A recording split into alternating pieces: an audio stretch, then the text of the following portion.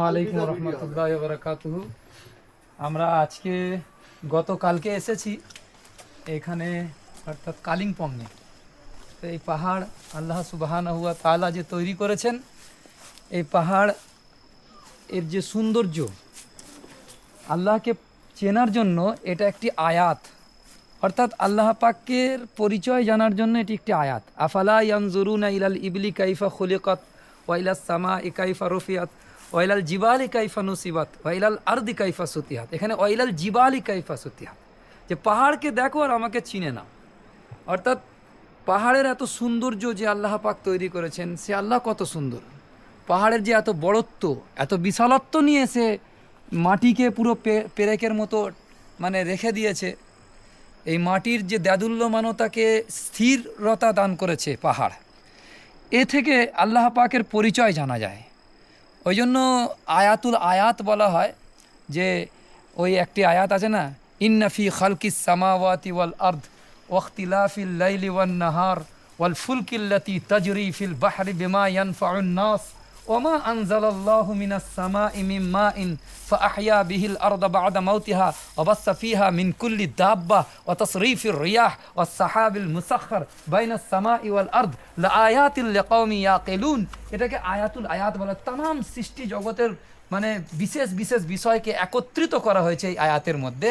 এ সমস্ত আসমান থেকে বারিশের কাতরা কাতরা করে জমিনের মধ্যে পড়া, এবং এই পাহাড় এবং এই জমিন এবং রাত দিনের পরিবর্তন, এবং রাত বড় হয়ে যাওয়া, কোনো সময় রাত ছোট হয়ে যাওয়া, দিন বড় হয়ে যাওয়া, দিন ছোট হয়ে যাওয়া, এই রাতের মধ্যে দিনের প্রবেশ, দিনের মধ্যে রাতের প্রবেশ, এ সমস্ত কিছু আল্লাহ পাকের নিদর্শনের পরিচয় দিচ্ছে যে আল্লাহ পাক একজন আছেন, তিনি এই এত সুন্দর করে সৃষ্টি জগৎকে সাজিয়েছেন। এগুলো এমনি নয়। কোরআন শরীফের অন্য আয়াত আল্লাহ পাক বলেছেন যে ওমা কুন্না আনিল খালকি গাফিলিন, আমি আমার সৃষ্টি জগৎ সম্পর্কে গাফিল নই।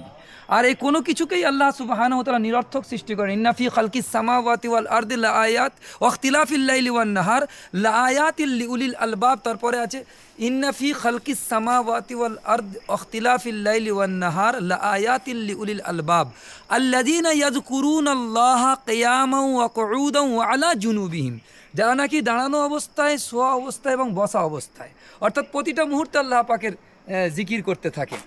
ওয়াতাফাক্কারুনা মা খালকিস সামাওয়াতি ওয়াল আরদ, অর্থাৎ এবং তাফাক্কুর করে আসমান জমিনের সৃষ্টির ব্যাপারে এবং আল্লাহ পাকের সৃষ্টির ব্যাপারে যারা গৌর ফিকির করে, তারা বলে রব্বানা মা খালাকতা হাদা বাতিলা। আমি এই পয়েন্টটাকে নোট করাতে চাইছি, যে অর্থাৎ রব্বানা মা খালাকতা হাদা বাতিলা, হে আমার পরওয়ারদিগার, এর কোনো কিছুকেই তুমি নিরর্থক তৈরি করনি, সব কিছু একটা পারপাসফুল করে আল্লাহ সুবহানাহু ওয়া তাআলা তৈরি করেছে।